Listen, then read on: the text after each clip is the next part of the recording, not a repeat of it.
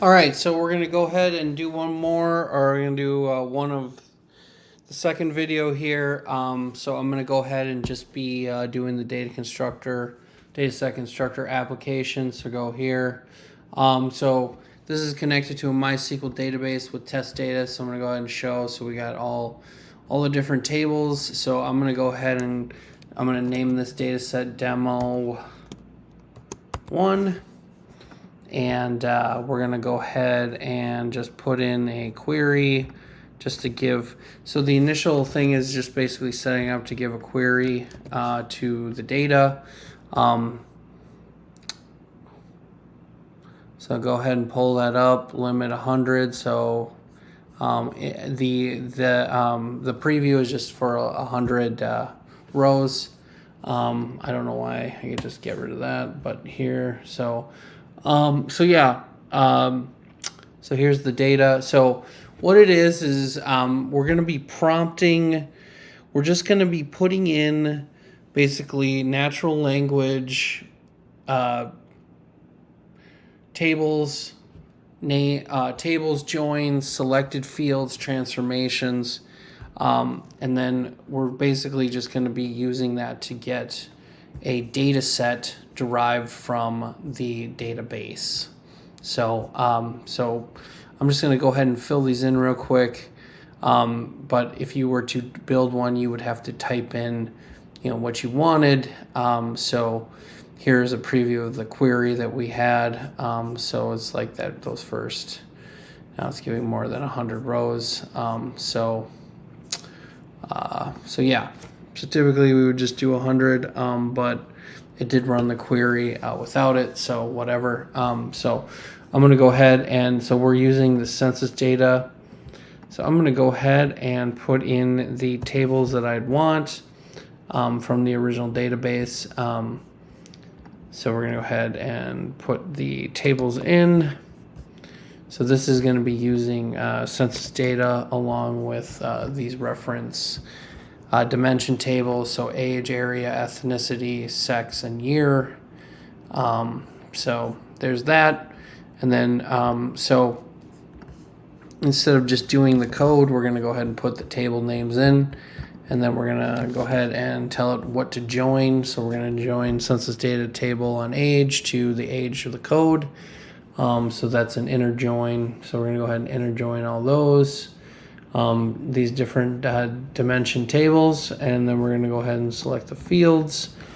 So we're not going to use anything from the actual census table, so as I point that out here, but I'm going to use the description from each of those things to each of the reference tables to describe whatever the name of the age is, or the age, the sex, the ethnicity, etc.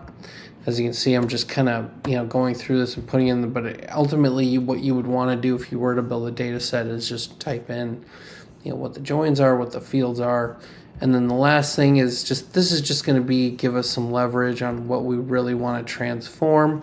So what I'm doing here is I'm taking the names of each description field that I reference with a reference to the source table by taking the word that comes after dame link and adding the dimension lookup and adding it to the end of the description field so that it comes to show where it comes from.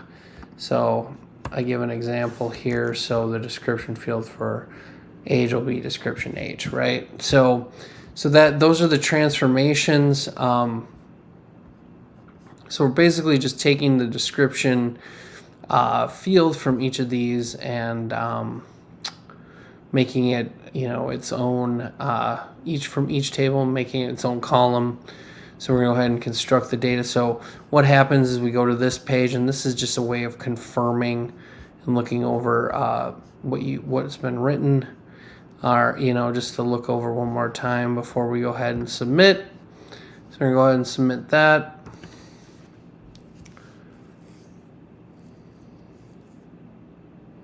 As you can see, we got the age description, sex, ethnicity, and then the region, and then the year. So, and this goes all the way down. So we're basically just taking every row and making it into what the actual description is, and not so much just as it is on census data field or table. So that's that. So we're going to go back to the home page, and as you can see, we got the text. So that is what we put in for the prompt. Then we have the data itself, which is right here, and then we have the SQL query that was used. In the previous video, we did this morality age file, so that's the data for that, and then we have the code for that as well. So we're going to be using that later for our demo for the data visualization. So I'm going to go ahead and just do 2 more here, data construction or dataset constructors. Go here, test data, so you can see we're doing that. I'm just going to kind of put in this generic query. So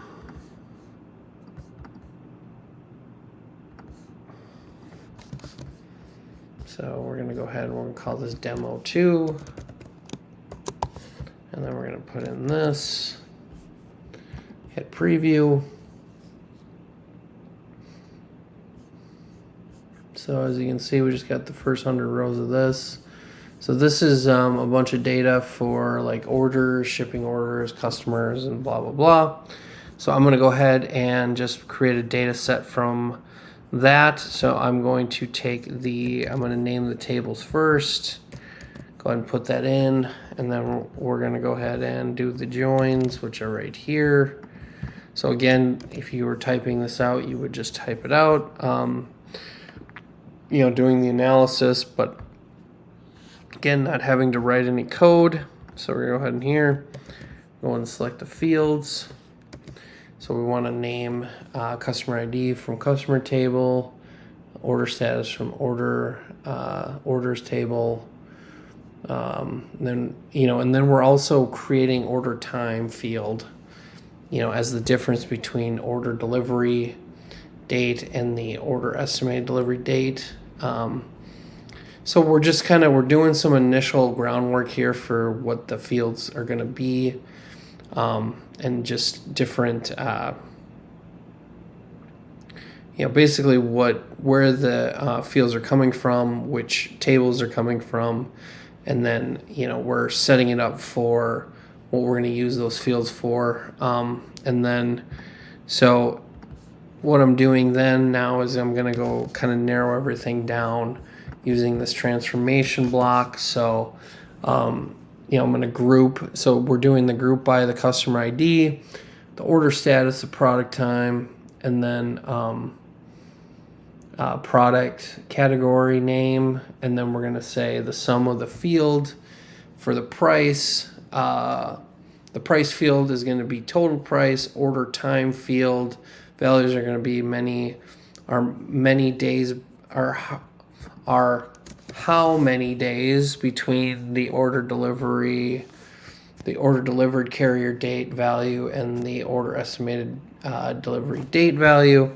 The values for order time needs to have days, so we're gonna have like days after, and then we're gonna but as I had found out earlier, we don't want to use date difference because that function doesn't use in my SQL database. So after doing that, I had to correct it. So again, showing the flexibility of how you can correct things.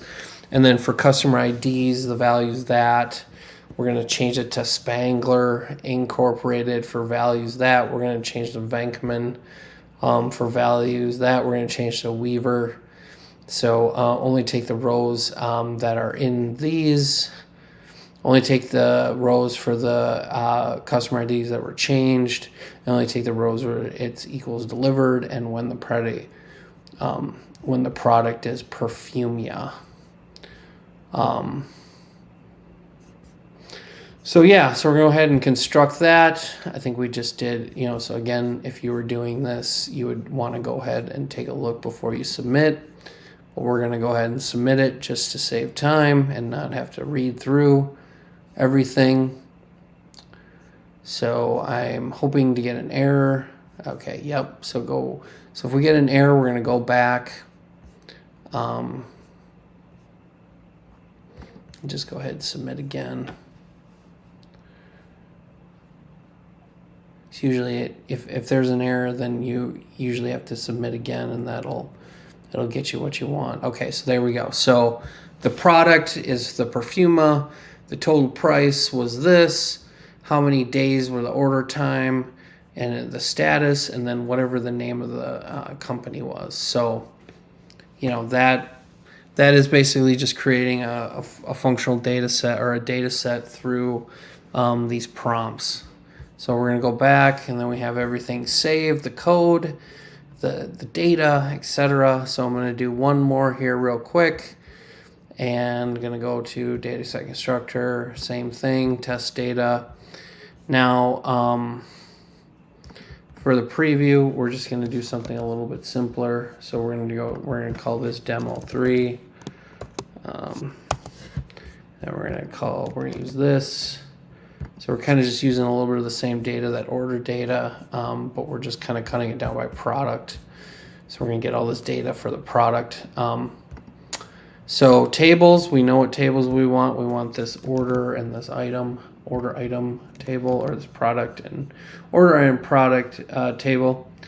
So then we want to take a left join to those. So again, we're just writing it out. We're just using language. We're not writing any code. And then we're going to go ahead and in the selected fields, we're going to show how they're going to be renamed. So product category name is going to be renamed to product.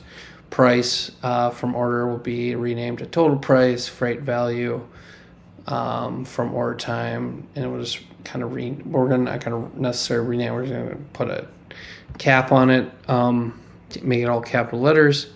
Then the transformations. This is where we kind of do our group bys and our filtering. So group by field, and we're going to group by this field, and then we're going to get the sum of the total, the price, and then we're going to get the sum of the freight value, and only take the rows and the products that equals Informatica accessories and cool stuff and comma mesa banda, whatever that is. Go ahead and construct it. I've already read through this. So again, if you're doing this, you want to go ahead and check thing, and then boom, so you can see the total price. Go back. So we're going to go back. So these automatically save. So these will be accessible to the data visualizations, what we will use later. So that is just basically a brief overview of what we're doing for this data constructor. So thank you so much. I'm going to go ahead and do the data visualizations, and that'll be the next video. So thank you so much.